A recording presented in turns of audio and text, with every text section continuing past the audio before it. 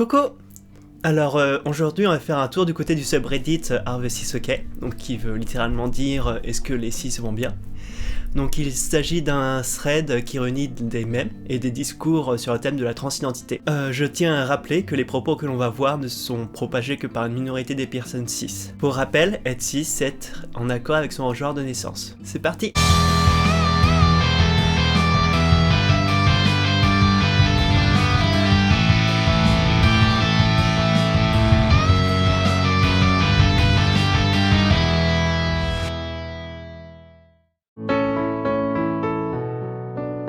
Donc là, on a une discussion entre deux personnes. Les mots ne sont pas violents. Les mots ne transgressent pas les droits humains. Les mots peuvent être violents. Seule une personne qui est émotionnellement immature peut clamer le contraire. Devrions-nous être grossiers ? Non.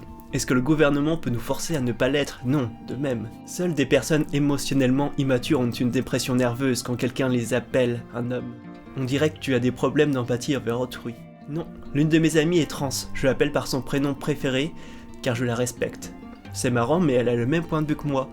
C'est comme si la dysphorie de genre affectait les personnes différemment, et quelques personnes trans se comportent comme des connards face à d'autres trans. C'est incroyable. Donc là, on commence fort. Donc oui. Les mots ont un impact, donc il serait temps que les personnes s'en rendent compte.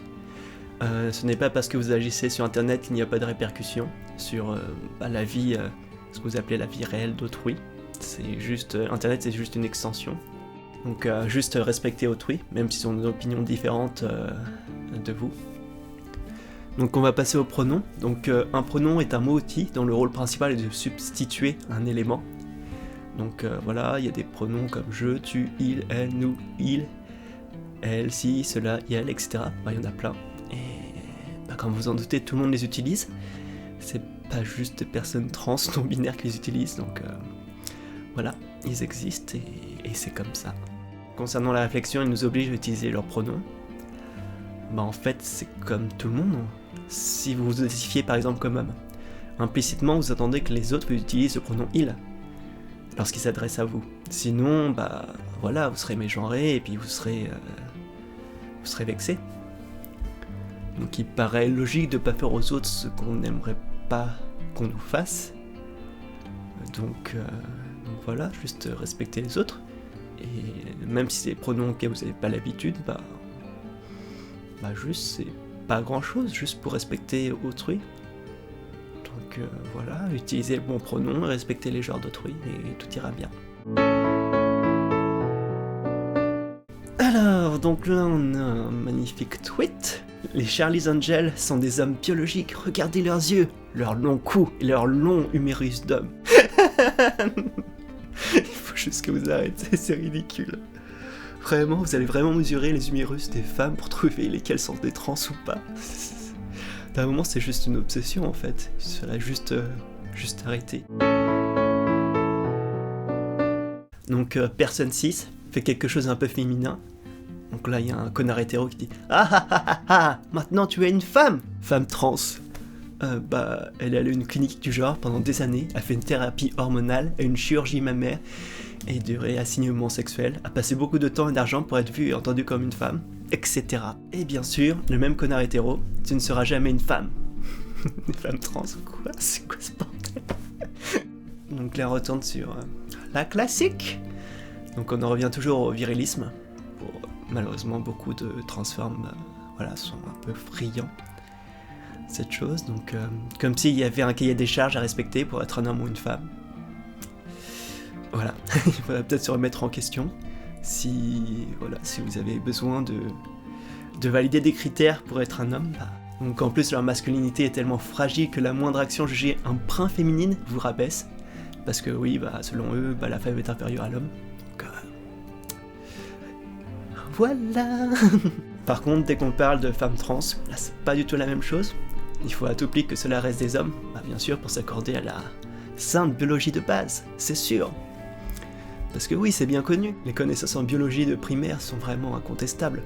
C'est pas comme si la science actuelle, confirmait à tout des personnes trans, binaires, etc. Ils sont juste complètement en dehors de la réalité, et ils clament leurs idéaux et ils changent pas, quoi. Donc là, on a un magnifique mème Donc avec le fameux pilule rouge et pilule bleue de Matrix. Le 50%, je le comprends pas trop, mais bon, on va voir la suite. Donc pilule bleue, vous vivez une vie normale. Pilule rouge, cela vous fait des dommages permanents à votre corps et votre vie, et tu ne te suicides absolument pas. Et bien sûr, trans, voilà,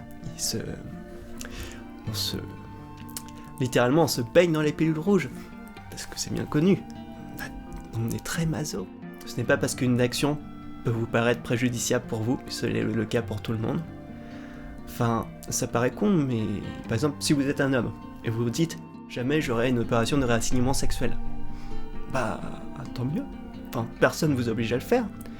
C'est juste qu'on vous dit, bah, il y a des personnes pour qui c'est nécessaire, et qui ont réellement ce besoin de pouvoir changer de sexe. Donc juste respecter le choix d'autrui, et c'est pas parce que... évitez de faire de votre cas une généralité. Je vois beaucoup de personnes, notamment dans le milieu de la droite, etc., qui parlent un petit peu de tout ce qui est ce qu'ils ont vécu, leur expérience personnelle. Mais les gars, vous êtes complètement à côté de la plaque. Expérience personnelle, bah, c'est bien 2 secondes pour dire voilà, vous avez aimé un film, des trucs comme ça. Au final, on se rend compte que la vie c'est nettement plus complexe et que votre expérience personnelle, ça représente une partie des possibilités. Donc oui, ouvrez-vous au monde et puis regardez, voilà.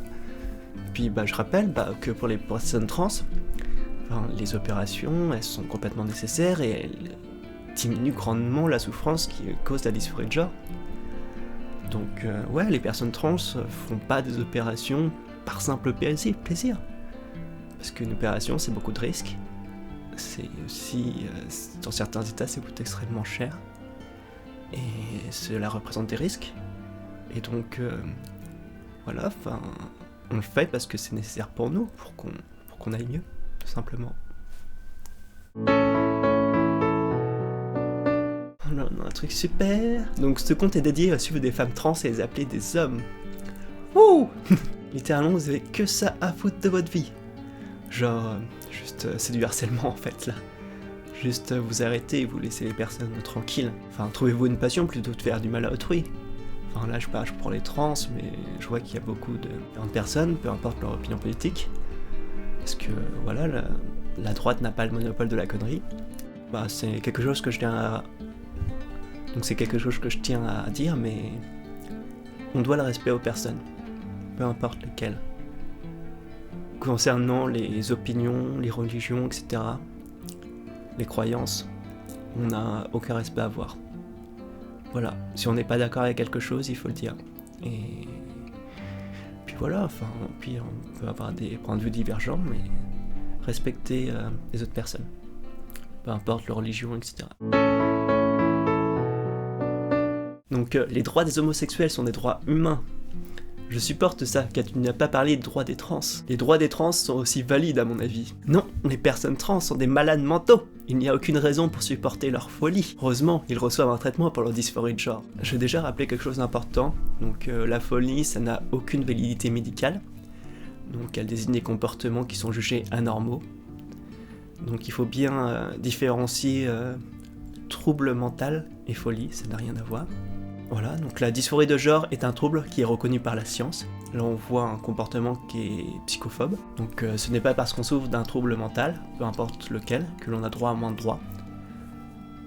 Ça me paraît évident, mais toutes les personnes doivent être égales concernant voilà, les droits, leurs devoirs dans la société. Visiblement ça a l'air un peu compliqué pour certains. Donc voilà, c'est un petit bout de discussion, on n'a pas tout, mais donc voilà. Donc seulement si tu considères pas les hommes trans comme de vrais hommes, tu dois être attiré envers un certain appareil génital ou tu es transphobe. Je n'ai littéralement jamais dit ça, mais toi oui. Donc ouais, donc là on va parler un petit peu d'un sujet qui est plutôt délicat parce qu'il est surtout mal compris par beaucoup de personnes et déjà de base, une personne doit être forcée d'être avec quelqu'un. Peu importe les raisons. Il faut, c'est simple, dans toute relation, il faut qu'il y ait consentement des deux parties, ou plus. Donc voilà. Donc il est tout à fait normal d'avoir une préférence à propos de l'appareil génital. Donc par exemple, on a le droit de refuser une relation si la personne n'a pas le sexe qui nous attire. Ça me paraît normal en fait. Par exemple, si vous êtes un homme cis et que voilà, votre préférence c'est les vagins, c'est tout à fait normal que si vous tombez sur une femme trans avec un pénis, vous avez tout à fait le droit de refuser une relation. Il n'y a aucun problème avec ça. Donc on peut se demander, dans quel cas peut-on être jugé de transphobie si on le refuse une relation. Donc je vais essayer de faire plutôt simple parce que c'est un peu complexe. Mais du coup, de base il faut être amoureux, ça me paraît évident. Il faut que le sexe de la personne vous convienne. Il faut que le fait que la personne puisse être stérile ne vous dérange pas.